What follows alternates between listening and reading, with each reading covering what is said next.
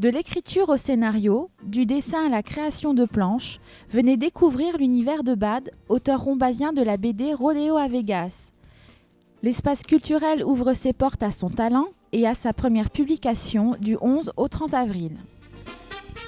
Tout de suite, rencontre avec l'auteur.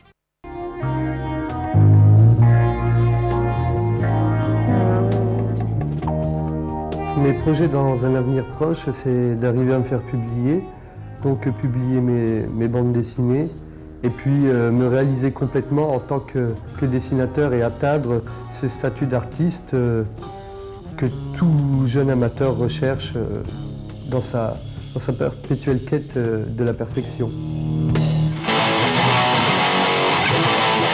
Le premier sentiment, c'est un sentiment de surprise. Parce que j'ai enfin pu voir le livre sur lequel j'avais travaillé pendant des années et que j'avais mis au point. Et ensuite, il y a eu un autre sentiment, un sentiment de détachement par rapport au livre. Puis c'est pas plus mal parce qu'il faut savoir se détacher de son travail pour garder la tête froide. En fait, c'est une histoire qui est arrivée grâce à un magazine de bande dessinée qui s'appelait Eclipse à l'époque et qui demandait à de jeunes talents d'envoyer des dossiers de dessin. J'ai envoyé un dossier de dessin à ce magazine, ils m'ont publié et peut-être 15 jours, un mois après, mon éditeur actuel me contacte et me dit directement « on aimerait bien signer avec vous, alors ne tardez pas à nous répondre et puis essayons de mettre au point un contrat ». Donc d'un seul coup, on a quelque chose qui vous tombe dessus et qui a l'air tellement énorme qu'on n'y croit pas. C'est très très compliqué parce qu'il y a énormément de gens doués. Un éditeur, grosso modo, reçoit plus d'une centaine de projets par semaine, presque. Donc ça fait que pour les convaincre, il faut user de pas mal de stratagèmes pour expliquer que commercialement parlant, ça peut donner un produit intéressant pour l'éditeur. Alors le cercle, c'est surtout une bande dessinée d'aventure-fiction. Donc j'essaye de donner envie au public de voyager au travers de mes dessins. Donc le cercle, ça va être surtout un cadre policier au niveau des intrigues, avec énormément d'aventures et d'action.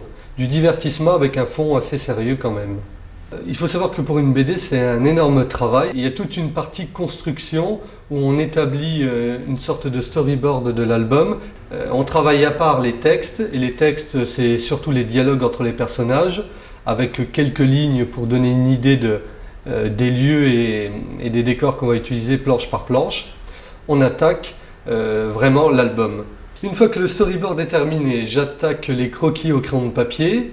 Une fois que mes croquis sont bien précis et bien finis, je les agrandis ou je les réduis sur une photocopieuse de façon à avoir la taille qu'il me faut pour rentrer mes personnages et mes décors dans mes cases.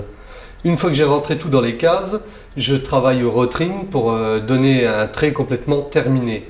Ensuite, une fois que toutes les planches sont terminées, je les envoie à mon éditeur qui lui trouve un coloriste qui peut mettre ces planches en couleur. Et une fois que tout ça est terminé, tout est rassemblé pour donner naissance à un album.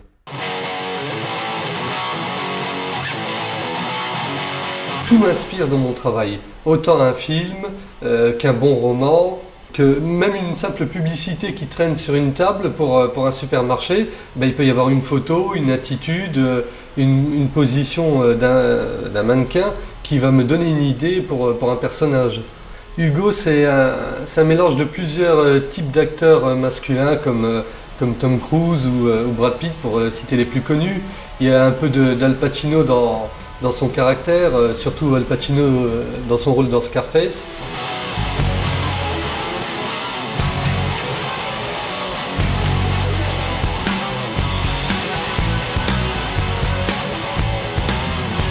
Alors là aussi, je tente de coller à la réalité de tous les jours.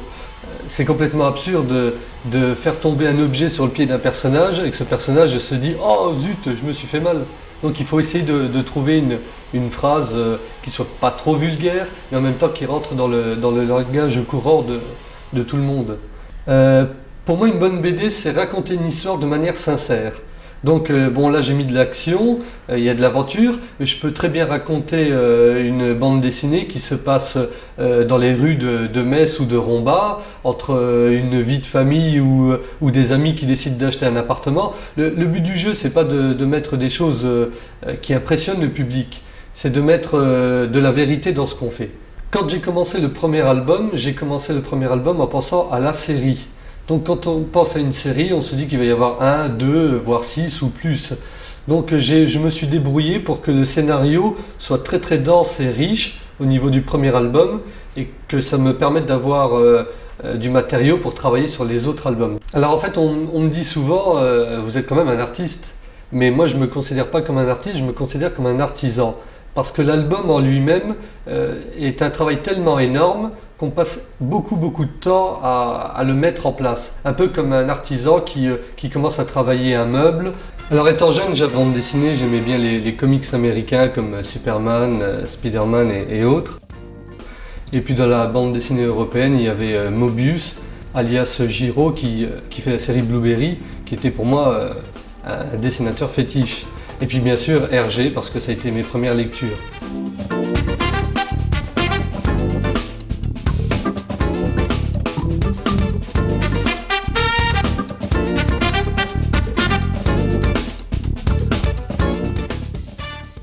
Alors, si je devais définir mon parcours à l'heure actuelle, je dirais que c'est... Je parle par rapport à la bande dessinée, hein, c'est assez long et difficile. Si je devais donner un conseil aux gens, c'est surtout aux personnes qui seraient intéressées par la bande dessinée, qui voudraient devenir soit scénariste, soit dessinateur de bande dessinée, soit coloriste, c'est d'avoir un autre job à côté, parce que c'est un vrai travail et en même temps les revenus ne sont pas assurés. Il faudrait vraiment avoir un gros succès commercial pour commencer à en vivre. Donc il vaut mieux avoir un travail à côté et faire ça en passion. Puis si vraiment ça marche, après on peut décrocher sur la bande dessinée.